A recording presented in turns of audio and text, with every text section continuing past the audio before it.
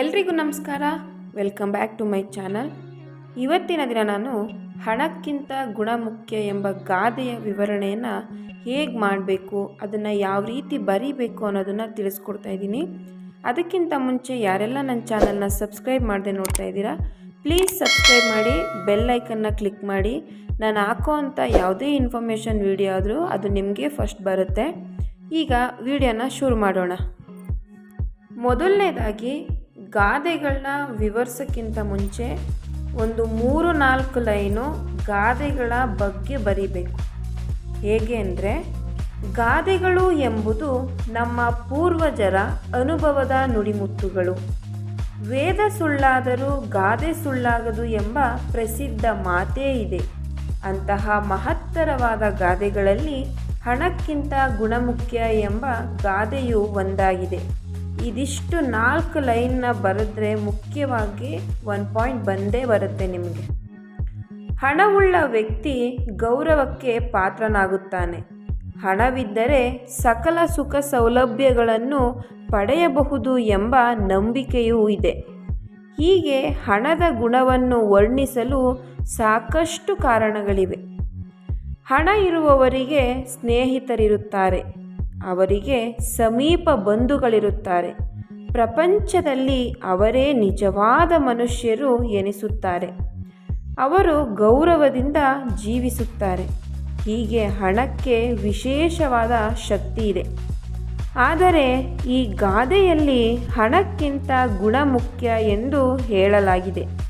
10 ರೂಪಾಯಿಗಳನ್ನು ಉಳಿಸಿದಾಗ ಮತ್ತೆ ಅವನಿಗೆ 10 ರೂಪಾಯಿಗಳನ್ನು ಉಳಿಸಿ ಅದರೊಂದಿಗೆ ಕೂಡಿಸುವ ಮನಸ್ಸಾಗುವುದಂತೆ. ಹಾಗೆ ಮನಸ್ಸು ಹುಟ್ಟಿದಾಗ ಹೊಟ್ಟೆ ಬಟ್ಟೆಗಳನ್ನು ಕಟ್ಟಿ ಜಿಪುಣತನದಿಂದ ಹಣವನ್ನು ಉಳಿಸಲು ತೊಡಗುತ್ತಾನೆ. ಆಗ ಅವನಿಗೆ ಹಣ ಮಾತ್ರ ಮುಖ್ಯ, ಬೇರೆ ಏನೂ ಬೇಡ ಎನಿಸುತ್ತದೆ. ಈ ಹಣದ ಮೋಹದಿಂದ ಅವನು ಗೌರವ ಪಡೆಯಬಹುದು. ಆದರೆ ಹಣ ಇಲ್ಲದಿದ್ದಾಗ ಅವನಿಗೆ ತಿಳಿಯುವುದು, ಆ ಗೌರವ ಸಿಗದಿದ್ದಾಗ ಅನಿಸುತ್ತೆ ಹಣವೇ ಎಲ್ಲದಕ್ಕೂ ಮುಖ್ಯ ಎಲ್ಲ ಎಂದು.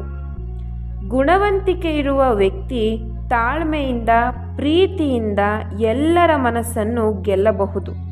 ಆದರೆ ಹಣದ ಮದವಿರುವ ವ್ಯಕ್ತಿ ತನ್ನಲ್ಲಿ ಹಣವಿರುವ ತನಕ ಮಾತ್ರ ಗೌರವ, ಮೆಚ್ಚುಗೆ ಪಡೆಯಬಹುದು. ಇರುವ ಹಣದಿಂದ ಮೆರೆಯುವ ಬದಲು ಬಡವರಿಗೆ ದಾನ ಧರ್ಮ ಮಾಡಿ ಮಾನವೀಯತೆ ತೋರಬೇಕು ಎಂಬುದು ಈ ಗಾದೆಯ ಸಂಪೂರ್ಣ ವಿವರಣೆಯಾಗಿದೆ. ಇದಿಷ್ಟು ಒಂದು ಗಾದೆ ಬಗ್ಗೆ ಹೇಗೆ ಬರೀಬೇಕು ಅನ್ನೋದನ್ನು ನಾನು ಒಂದು ಗಾದೆನ ಬರೆದು ನಿಮಗೆ ವಿವರಿಸಿದ್ದೀನಿ. ನೀವು ಬೇರೆ ಯಾವುದಾದ್ರೂ ಗಾದೆಗಳನ್ನ ಕೊಟ್ಟಾಗ ಮೊದಲನೇ 4 ಲೈನ್ಗಳನ್ನ ಖಂಡಿತವಾಗಿ ಎಕ್ಸಾಮಲ್ಲಿ ಬರೀಲೇಬೇಕು. ನಂತರ ಆ ಗಾದೆ ಯಾವ್ದು ಕೊಟ್ಟಿರ್ತಾರೆ ಅದಕ್ಕೆ ಸಂಬಂಧಪಟ್ಟಂತೆ ಕತೆ ಅಥವಾ ಬೇರೆ ಉದಾಹರಣೆಗಳನ್ನು ಸೇರಿಸ್ಕೊಂಡು ಒಂದು ಪೇಜ್ ಫುಲ್ಲು ನೀವು ಗಾದೆ ವಿವರಣೆ ಬರೆದ್ರೆ ನಿಮಗೆ ಖಚಿತವಾಗಿ 3 ಮಾರ್ಕ್ಸ್ ಖಂಡಿತ ಬಂದೇ ಬರುತ್ತೆ. ಇವತ್ತಿನ ಈ ವಿಡಿಯೋ ನಿಮಗೆ ಉಪಯೋಗ ಆಗುತ್ತೆ ಅಂತ ನಾನು ಅಂದ್ಕೊಂಡಿದ್ದೀನಿ. ಇನ್ನೂ ಯಾವುದಾದ್ರೂ ಬೇರೆ ಗಾದೆಗಳ ಬಗ್ಗೆ ವಿವರಣೆ ಬೇಕಂದರೆ ಕಮೆಂಟ್ ಬಾಕ್ಸಲ್ಲಿ ಕಮೆಂಟ್ ಮಾಡಿ.